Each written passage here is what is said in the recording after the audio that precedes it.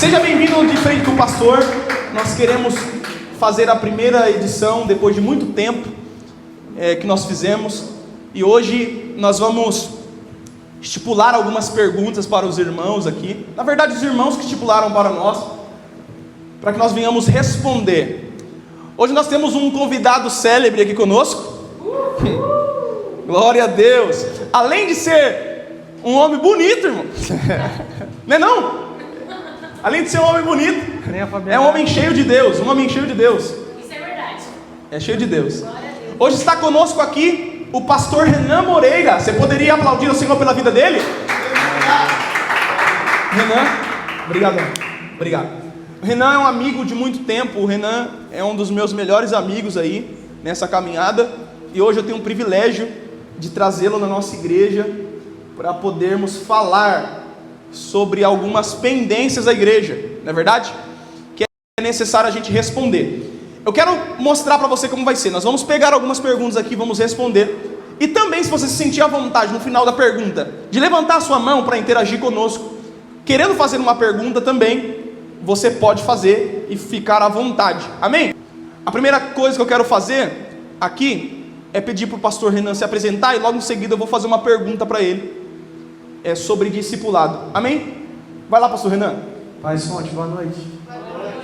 Queria agradecer a Deus por poder estar aqui. O Thiago me tirou do banco, irmãos. Graças a Jesus.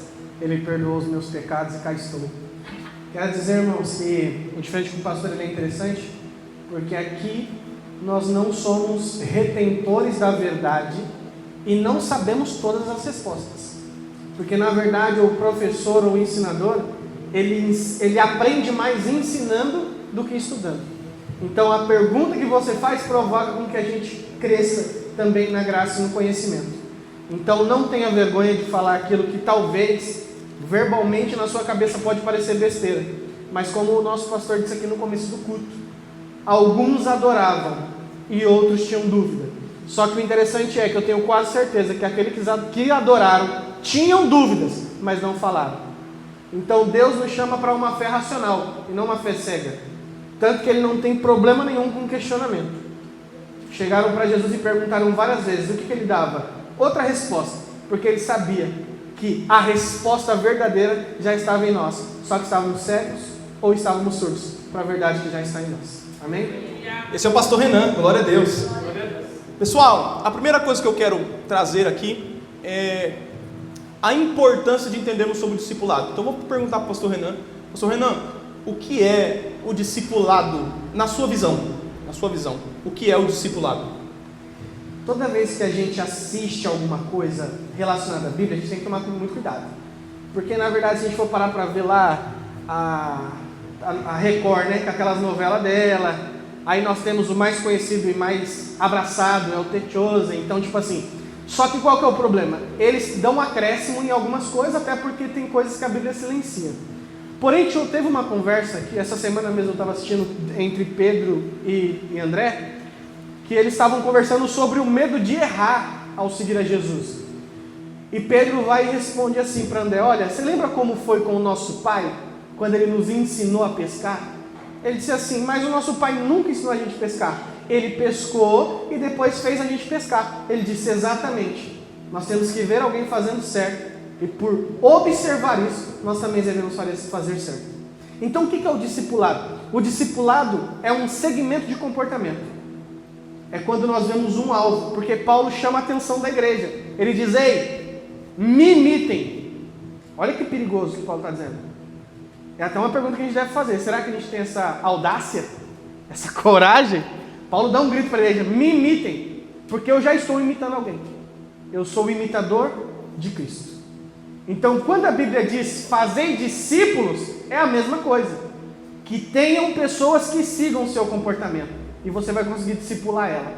Mais do que a fala, o discipulado é o comportamento. A primeira pergunta para o pastor Renan é: pastor Renan, tatuagem é pecado? Vai lá. A gente foi confrontado essa semana na igreja, porque entrou um jovem novo, ele perguntou sobre tatuagem, ele perguntou sobre risquinho na sobrancelha, e perguntou sobre brinco.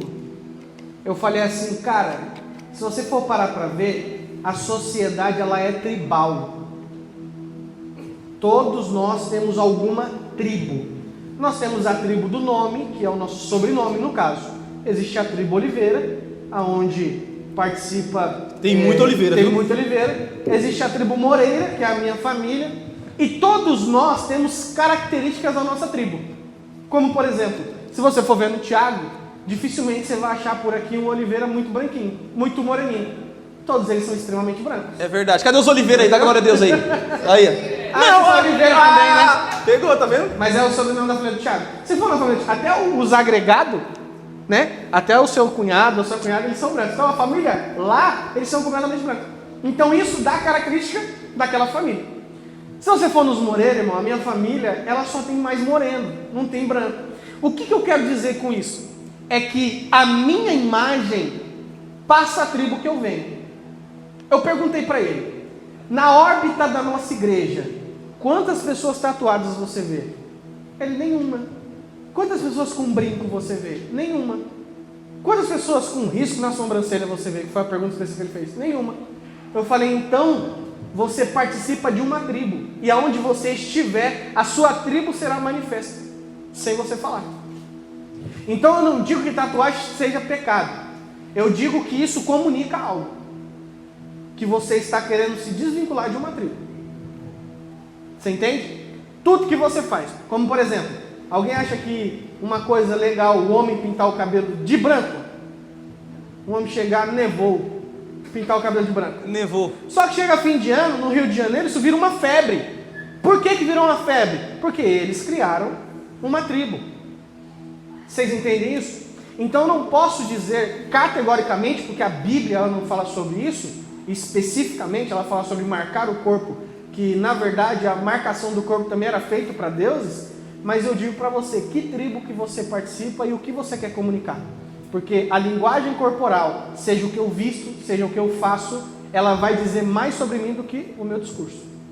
Verdade. Outra coisa também que eu acho muito importante falar sobre tatuagem, é que na Bíblia nós só temos um texto que fale sobre marcar o corpo. E está em um contexto ruim. E por estar num contexto ruim, já é bom a gente não fazer. Se está ruim, não tem outro que fala bom, é melhor a gente não fazer. Sim ou não, irmãos? Já está num contexto ruim. Qual é o contexto que está lá? Alguém sabe, hein? Alguém sabe? Sobre Levítico, vocês sabem? Que não deve marcar o seu corpo e tudo mais. Outros vão falar que são tatuagem, né? Em si. Só tem esse texto na Bíblia falando sobre tatuagem. Não é que é pecado, não é que também não é pecado.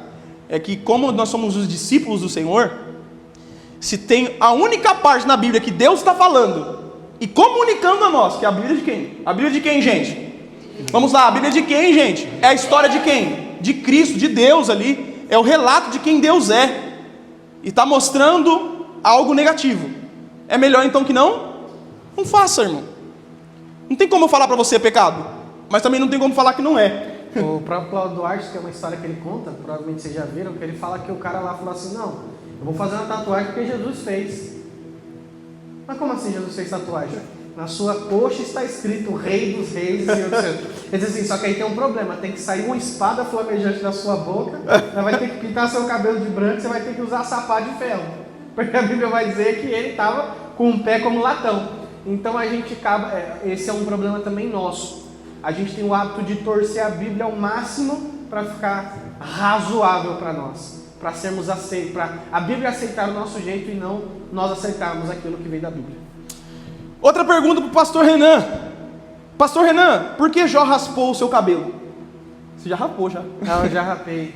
Na verdade, isso aí é mais cultura judaica. O que acontece? O judeu, ele é muito expressivo.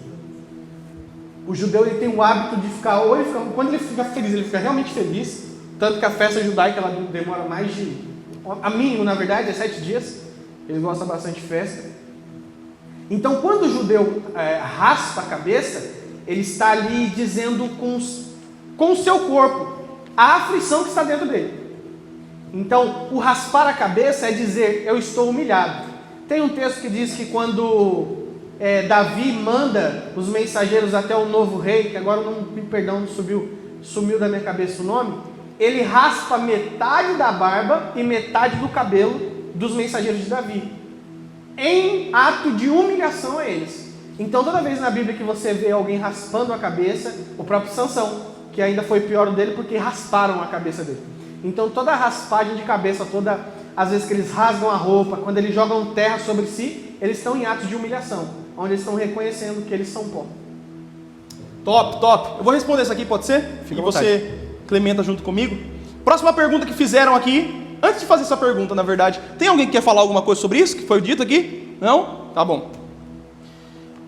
A próxima pergunta, não sei de quem é, mas está escrito: como vencer a inconstância? Quem é inconstante aqui? Levanta a mão aí, vai. Seja sincero, irmão. Não fica mentindo não, seja sincero. Quem é o cara mais constante desse lugar? Eu quero conhecer aqui. O mais constante. Na verdade, a inconstância, irmãos, a inconstância fala muito sobre propósito. Porque nem todo mundo que está aqui, na verdade, é inconstante em algumas coisas e é constante em outras. Sim ou não? Sim ou não? Se eu for perguntar para alguns aqui, você é esdrúxulo aqui, se eu perguntar para você se você é constante em tomar banho, você vai falar que é. Mas outros não são constantes muito não em tomar banho. Diga misericórdia. Você viu? Então tem esse grau de constância. Mas o que é constância? Esses dias eu me peguei fazendo exercício físico. Quem faz exercício físico aqui, dá glória a Deus? Faz nada. O Felipão fala que faz exercício físico e não consegue levantar 10 no supino. Brincadeira. Ele faz. Eu fazendo exercício físico, quando eu comecei, foi no começo do ano, não lembro. Acho que foi um pouquinho antes. Eu comecei acordando que hora, gente? 5 horas da manhã. Minha esposa está de prova. Horrível. Eu acordei 5 horas da manhã todo dia para ir para a academia. Por quê? Porque eu estava motivado. E eu tracei um propósito grande. Qual é o propósito? Eu quero fazer isso porque a minha vontade é chegar em 100 anos de idade. É um propósito, eu estabeleci um propósito, sim ou não? E uma meta. Qual é a meta? Para chegar a 100 anos de idade você precisa fazer exercício, você precisa se cuidar. Você precisa primeiro também fazer exercício de perna, que dá longevidade e etc. E aí eu comecei a fazer. Mas aí chegou em mim algo que chega para todos. Pergunte o que, pastor? Na verdade, foi embora a motivação e só ficou um propósito. E quando a motivação vai embora, irmão, a gente começa a trocar 5 horas da manhã para 6, a 6 para 7, a 7 para meio-dia, a meio-dia para outro dia, a meio-dia para outro dia, e começa a ir embora. Por quê? Porque você não perdeu só a motivação. Na verdade, a sua motivação era a única coisa que você tinha de maior em você, porque o seu propósito era pequeno demais. Então todas as vezes que nós temos o propósito não muito bem estabelecido, certamente a inconstância vem, irmãos. Então todo inconstante não consegue entender o propósito que está fazendo ainda. Simples. Se eu sou inconstante em vir para o culto, eu sou inconstante porque eu ainda não entendi o porque eu tenho que vir para o culto. Se eu sou inconstante na academia, é porque eu ainda não entendi o propósito de estar na academia. É por isso que eu acho que é sofrimento lá. É ou não é? Porque se eu tiver um propósito bem estabelecido em Deus, ser constante é o de menos naquele momento. Outra coisa que eu quero que você entenda o que é ser constante é que Laodiceia, quem já leu sobre Laodiceia aqui? Nós estamos na série de mensagens sobre Apocalipse, e Laodiceia diz: quem dera se você fosse quente, ou quem dera se você fosse frio, mas como você é morno, eu estou a ponto de vomitar da minha boca você. Pastor, o que é uma pessoa morna? Uma pessoa morna é uma pessoa meio termo. É uma pessoa que está mais para lá do que para cá também. Está na metade. Às vezes está frio, às vezes está quente. E o problema não é ser frio, porque ser frio aqui não fala daqueles que não são pentecostais. Eita, que marcha. Não fala sobre isso. Por mais que a gente sempre ache que ser frio aqui no texto fale sobre alguém que fica fechado. E ser quente tão pouco fala de alguém que dá mortal no culto. Na verdade, ser quente ou ser frio fala de alguém que decidiu ser uma coisa só. Entenderam? E o que é ser morno? Ser morno é alguém que não sabe o que é. Ser morno é alguém que não decidiu o que vai ser ainda. Aí você pode perguntar para o seu irmão que está do seu lado aí: você já decidiu quem você é? Fala aí. Você já decidiu quem você é? Vai. Olha para ele com cara de profeta e fala assim: você sabe quem você é? Porque todas as vezes que você não consegue entender o seu propósito, você fica morno. E o que Deus faz com o morno? Deus faz o quê? Por que Deus vomita? Porque quente com frio faz a barriga da ânsia de vômito. Porque Deus não tolera o morno. Deus não tolera o morno, porque o morno, ele está lá, mas não tem benefício nenhum, só tem malefício. Então esse é o propósito da inconstância. O que é o inconstante? O inconstante é alguém que não entendeu o seu... Vamos lá, gente. O inconstante é o quê? Aquele que não entendeu o seu propósito. Ou tem um propósito que é muito pequeno para ele, e ele não conseguiu estabelecer ainda na sua mente e no seu coração. Tem alguma coisa para acrescentar, Renan? Na verdade tem aquela famosa frase, né? Que a criança, ela faz o que ela quer. O adulto, ele faz o que tem que ser feito. Então qual que é o problema? Eu falo isso de mim, tá? Tem dia que eu aceito um dia depressivo. Sabe aquele dia que eu falo assim: hoje eu vou ficar triste aqui, eu vou ficar aqui, né? Igual o Jó que raspou a cabeça. Falei, hoje eu vou ficar aqui nessa bad. Só que 2 dias eu já não aceito. Porque nós temos que entender que a tristeza, ela faz parte dos sentimentos que a gente tem. Não dá para deixar para lá. Só que o problema é, os sentimentos não podem nos dominar. Porque o nosso problema é mais sentimental. Porque se você for parar para ver, eu vou falar um negócio aqui que vai ficar meio ruim, mas só para você entender isso aqui. O homem nem tanto, mas a mulher tem uma semana no mês que ela odeia todo mundo. Ela quer matar qualquer um que vem pela frente. Você entendeu? Na outra ela está em um amor que nem ela mesmo está conseguindo crer naquilo. Então, qual que é a diferença? São os sentimentos. O homem, ele tem um problema de esperar explodir. Então ele fica guardando. Quando ele chuta o balde, acabou. Se você não segura, acaba mais. Ele endói. Só que os dois, com problemas demonstrar diferente, são o mesmo problema. O nosso problema é sentimental. É por isso que a Bíblia diz, em 1 Tessalonicenses 5:23, que o mesmo Deus da paz vos santifique de corpo, exercício, de espírito, a questão da oração, e de alma. Deus se preocupa com os seus sentimentos também. Tem um texto, para você entender esse negócio aqui, que diz assim: nós temos um sumo sacerdote que entende a nossa fraqueza. Presta atenção nesse texto. Não é que ele entende a nossa força, ele não entende a nossa disposição. O texto está específico. Ele entende a nossa fraqueza. E o texto continua dizendo: porque ele passou pelas mesmas privações, tribulações e problemas que nós passamos. Então você nunca pode dizer: ninguém entende a sua dor. Jesus viveu a sua dor, por isso que ele disse: vinde a mim, todos que estão cansados. Glória a Deus, aleluia. Será que você pode dar glória a Deus aí, irmão? Ainda é um culto, amém? Eu já estou quase empolgado. Acho que eu vou virar um mortal aqui. Tem alguém que quer fazer uma pergunta aí aberta? Pergunta aberta aí, alguém? Ninguém ainda não? Tão tímido, pô. Participem, fiquem à vontade. Tão tímido ainda. Vocês concordam com isso, da inconstância? Alguém quer complementar aí sobre inconstância? Falar que é inconstante mesmo? Rosana? Ou você, talvez o que nós estamos falando aqui, você não concorda. Você fala: não acredito nisso não. Pode falar também. Nós estamos aqui para isso mesmo. Não tem problema nenhum. Outra pergunta aqui. Só é batizado com o Espírito Santo quem fala em línguas? Caraca. Lavra-chuva. Irmãos, vamos lá.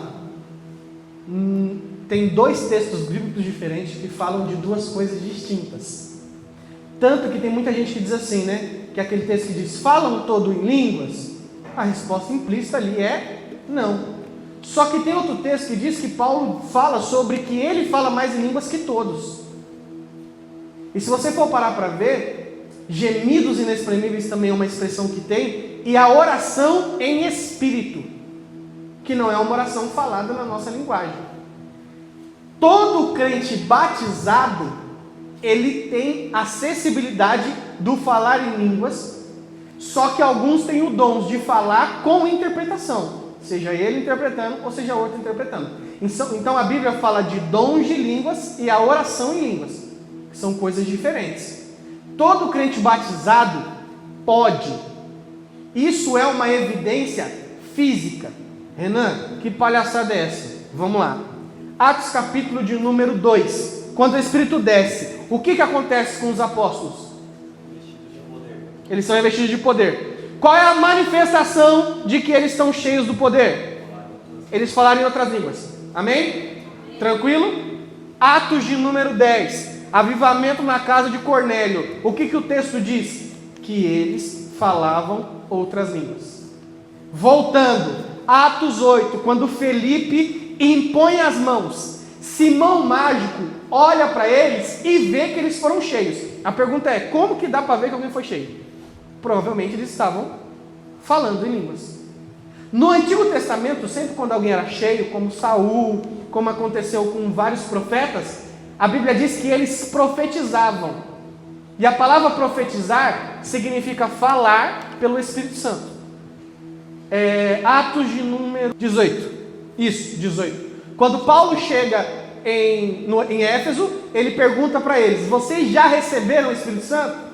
A resposta explícita é não. Eles falaram que foram batizados pelo batismo de João Batista. E quando Paulo impõe as mãos nele, o que acontece?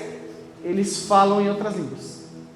Então a resposta específica disso existe o dom de línguas, que é só falado com interpretação. Existe a oração em línguas, que está acessível a todo aquele que foi batizado no Espírito Santo. Só que tem gente que vai morrer e não vai falar em línguas, mas ele está batizado no Espírito Santo. Como por exemplo, você não vai numa presbiteriana agora e você encontra o irmão no Labassúria. Eu tenho coragem. O Hernandes pregando na última vez que eu fui lá, eu quase falei. O Hernandes é meio pentecostal, né? Então só que eles são pessoas cheias do Espírito Santo. Você vê isso pelas obras dele. É uma forma de manifestar através das obras, através do amor, de várias outras coisas. Mas a confissão de fé deles não crê nisso. Eles vão para o inferno? Não, eles só não falam. Mas isso é para todo cristão. Só que aí que está o problema. Você tem que usar para uma finalidade. Tem que ter uma utilidade. Não é para soltar no culto. Não é para soltar no louvor. Porque a Bíblia diz que aquele que fala em línguas edifica-se a si mesmo. Então o propósito da língua não é eu clamar bonito. O propósito da língua é uma edificação própria. Amém? Outra coisa que eu quero complementar aqui, né? É que a gente confunde muito nascer de novo com falar em línguas. Irmãos, é uma coisa muito simples, simplória. Nascer de novo fala sobre o João, né? João capítulo de número 3, sobre Nicodemos, que é necessário a gente nascer de novo. O crente que não nascer de novo não vai para o céu, sim ou não? Sim.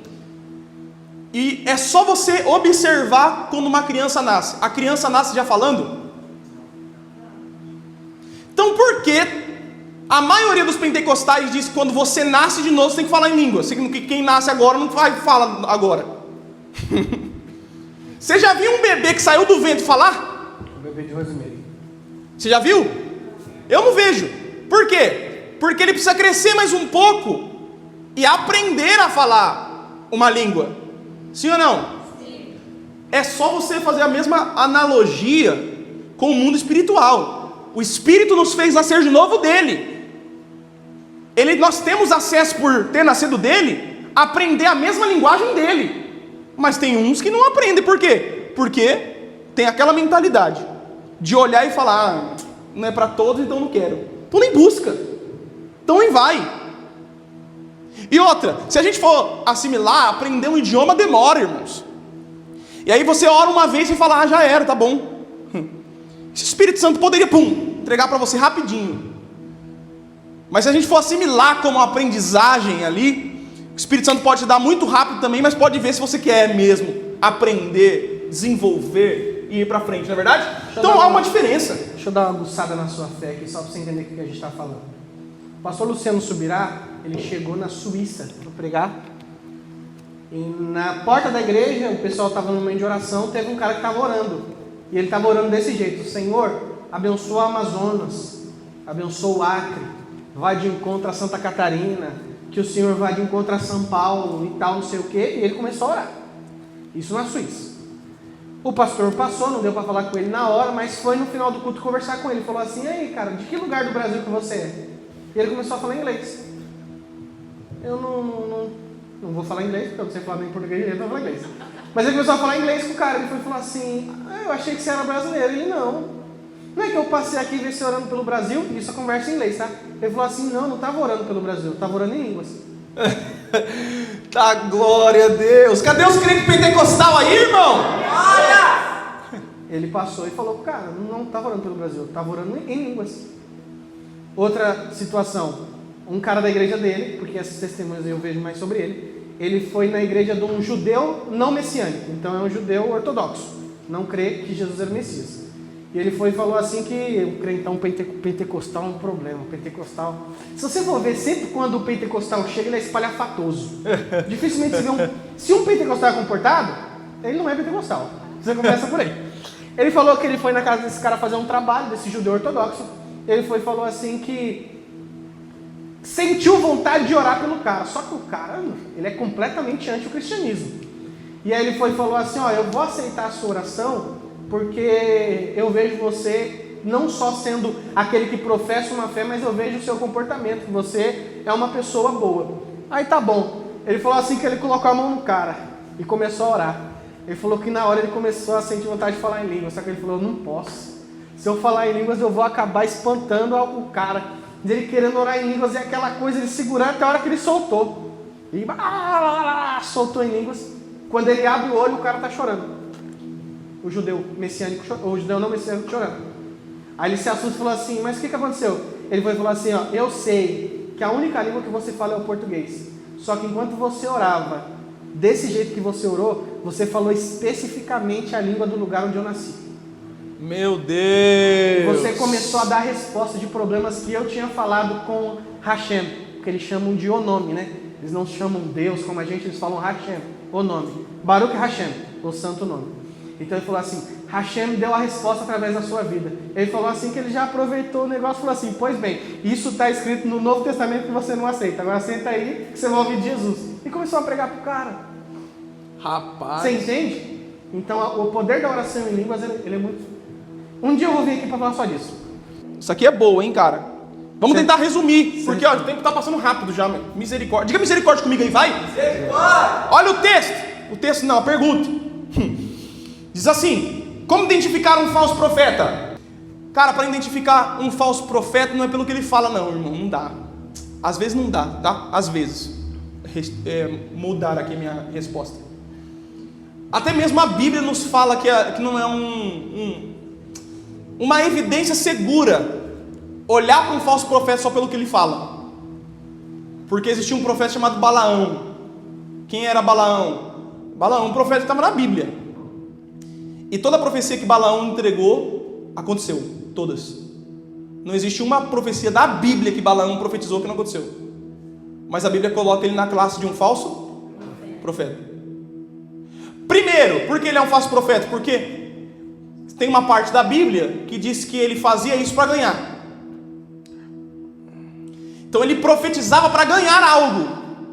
Ele profetizava para ganhar dinheiro.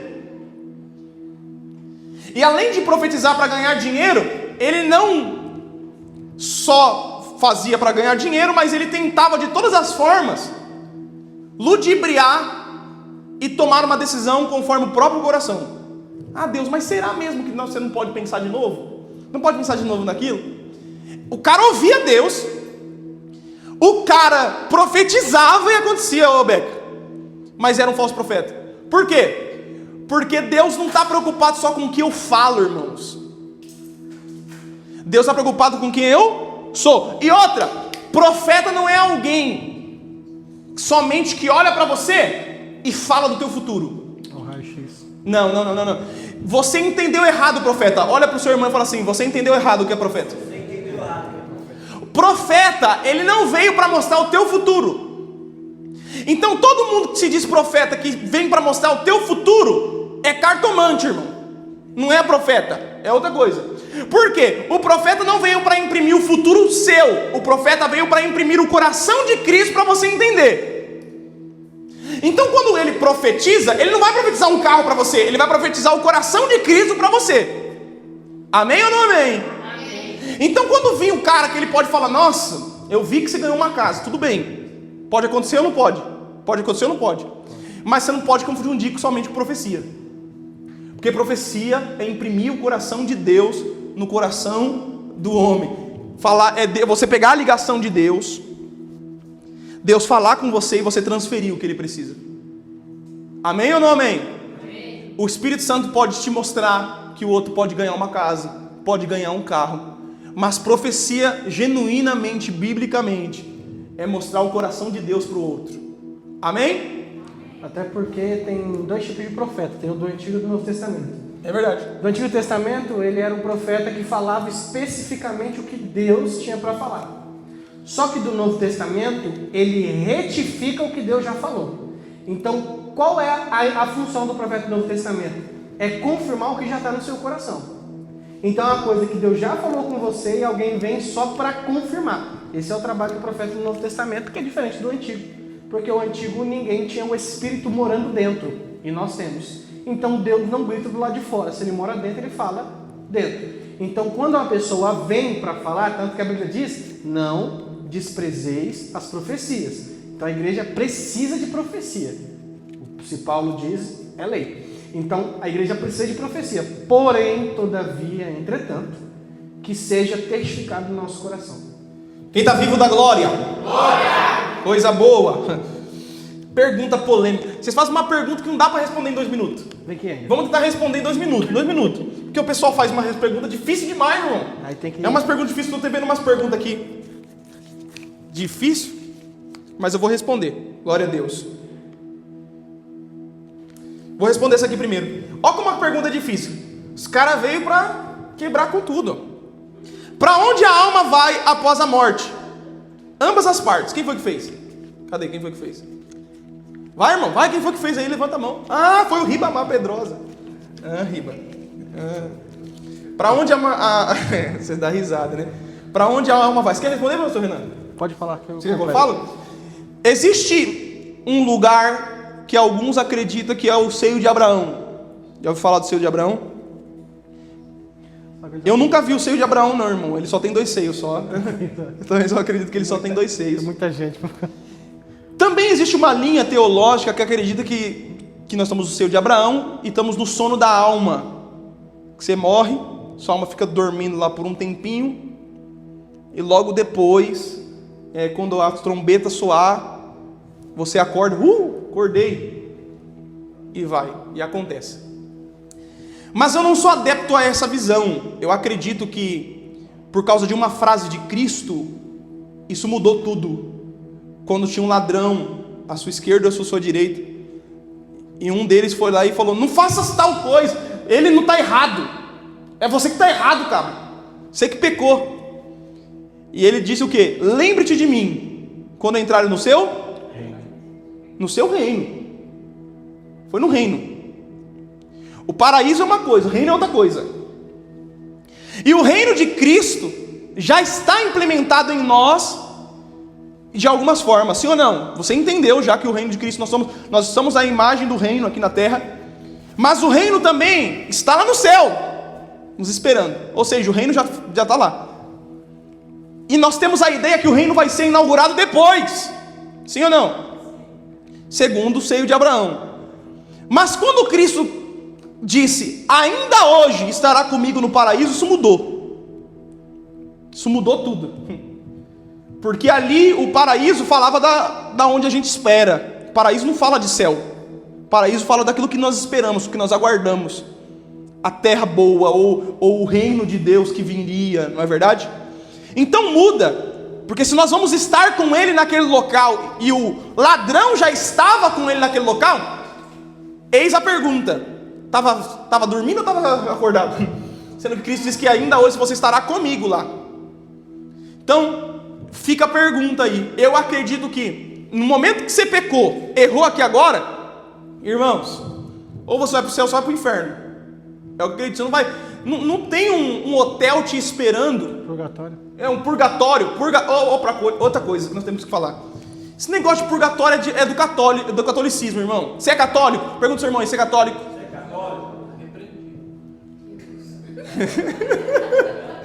E o que o católico acredita? O católico acredita no purgatório.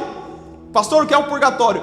É onde as almas vão lá para ser redimidas e tal. Se você foi que nem o Henrique, ruim que nem ele, assim, tipo assim, você vai pro purgatório, aí você espera um pouquinho lá, você apanha do diabo, apanha de outras pessoas. Essa é uma visão judaica também, né? Eles creem... O judeu, eu vi um judeu, um Ben Noah, na verdade. O Ben Noah significa filho de Noé. Eles são adeptos, eles não nasceram judeus, mas eles são adeptos à religião judaica. E ele diz lá que é como se fosse uma espécie de metamorfose. É como se vivesse o processo da larva para a borboleta.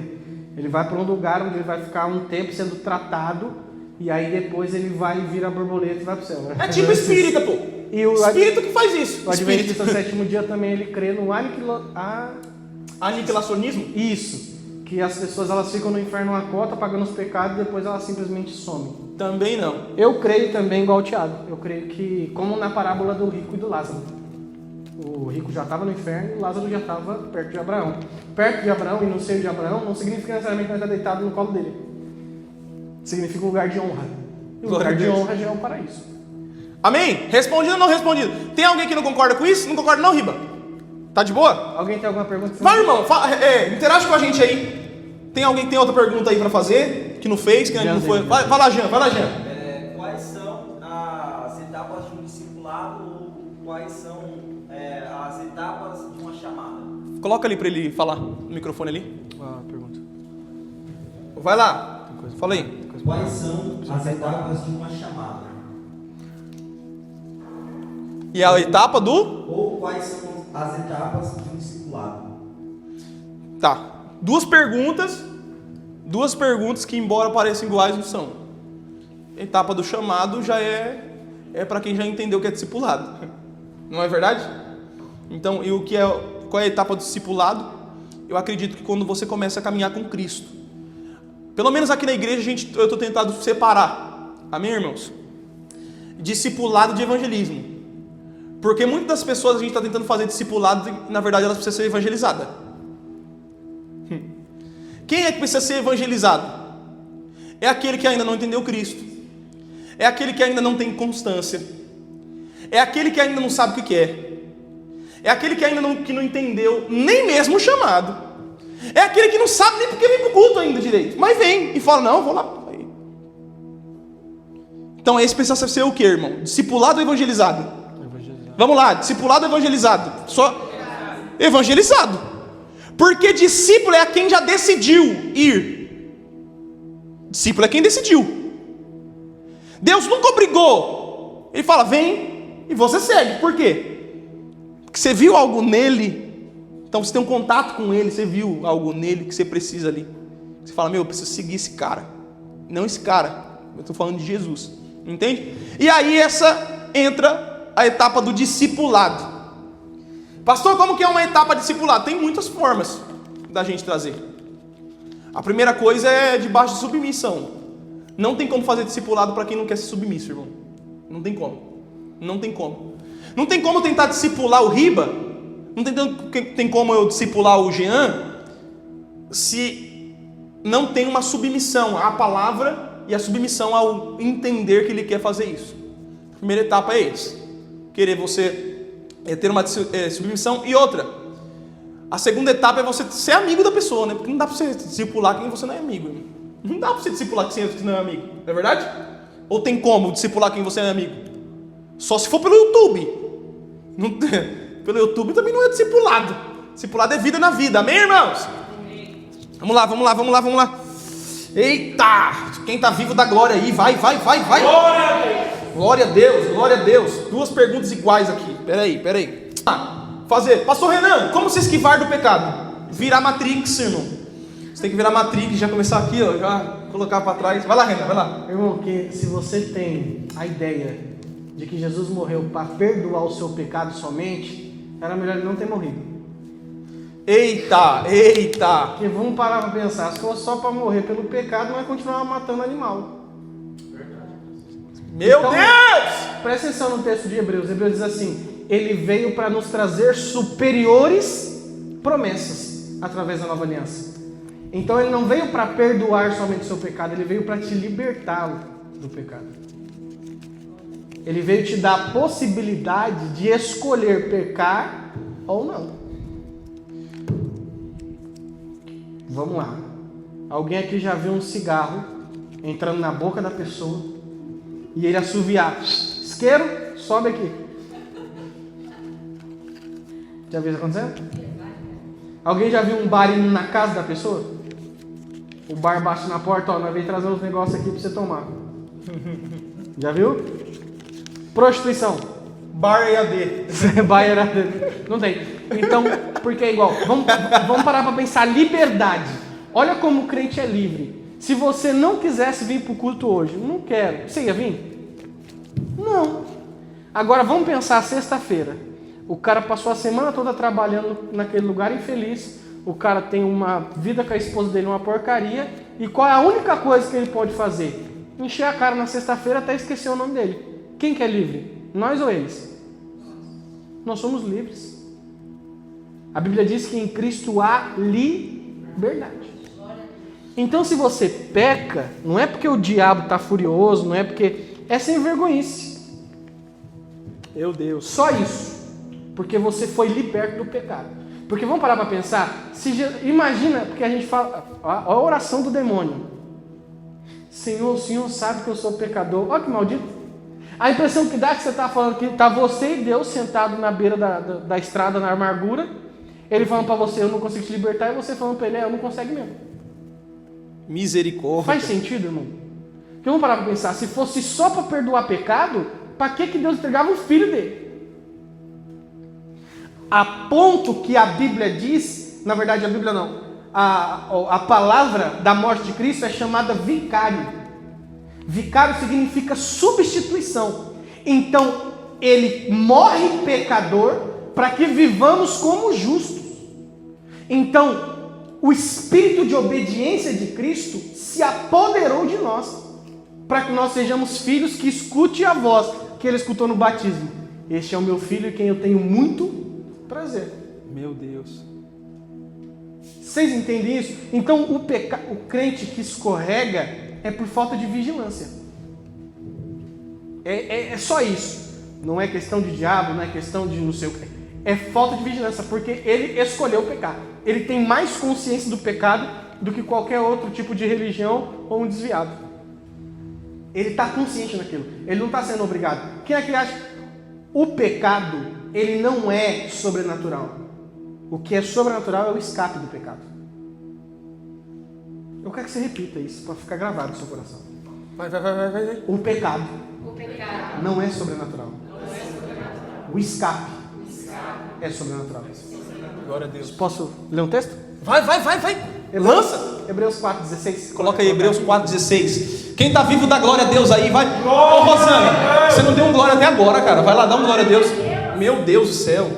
Assim, aproximemo-nos. É que eu, na verdade, aproximemo-nos. É que eu estou pensando em outra versão já. Mas olha que incrível esse texto. Esse texto está dizendo que não é o que está chegando em nós, é que nós estamos se achegando. Vocês estão entendendo a diferença?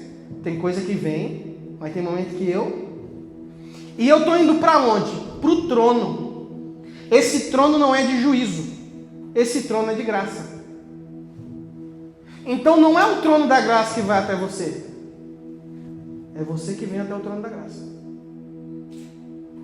E eu não posso chegar no trono da graça de qualquer jeito, dizendo a minha oração do demônio. O Senhor sabe que eu sou pecador. Esse texto acaba com essa oração. Meu Deus. Assim, aproximemo-nos do trono da graça, com toda confiança. Passa à frente. A fim de receber misericórdia e encontremos graça que nos ajude no tempo oportuno de necessidade. Então, qual é o papel do cristão? O pecado bateu a porta, porque Deus ele diz para nós que ele diz para Caim: Caim, o pecado já está à porta. Convém quem abrir? Você. Ou você abre, ou você fecha. E o texto está dizendo que o trono da graça foi específico para que você não venha sofrer isso. Porque misericórdia é se compadecer da sua vontade de pecar, e graça é te potencializar para não cair no pecado. Amém? Como se esquiva do pecado? Graça.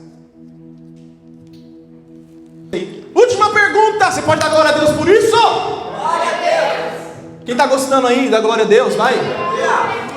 Como vencer a raiva do líder? Como vencer a raiva do líder? Irmão, vamos lá, vamos parar para pensar aqui.